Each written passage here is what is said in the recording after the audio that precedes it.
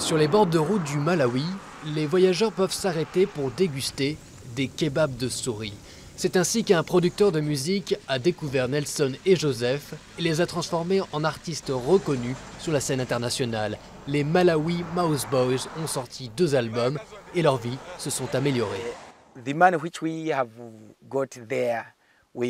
L'argent que nous avons là, nous l'utilisons pour acheter de l'engrais et des graines pour préparer nos jardins.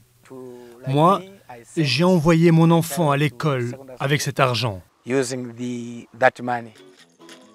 Leur musique est souvent comparée au gospel américain des années 30 et 40, mais les Mouse Boys n'ont jamais pu entendre ces enregistrements. Dans leur minuscule village sans électricité près de Balaka dans le sud du pays, ils puisent leur inspiration dans leur culture, harmonie vocale, un son brut de guitare fait de métaux de récupération et des canettes pour percussion. Le résultat, un gospel africain authentique. Ils viennent d'un village très reculé et ils n'ont jamais eu d'influence mis à part eux-mêmes. Donc cette musique vient de l'intérieur. C'est de la musique qu'ils jouent de l'intérieur. Ils n'ont pas d'autre influence extérieure. Donc ils sont vraiment des diamants à l'état brut.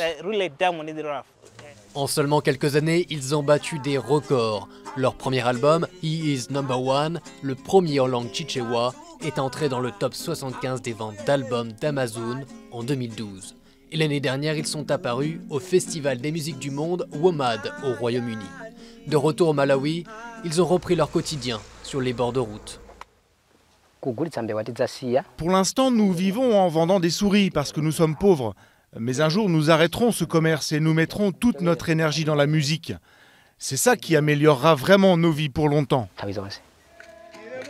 Avec la sortie de leur second album, Dirt is Good, en début d'année, il se pourrait bien que les Mouse Boys abandonnent définitivement les brochettes pour la chanson.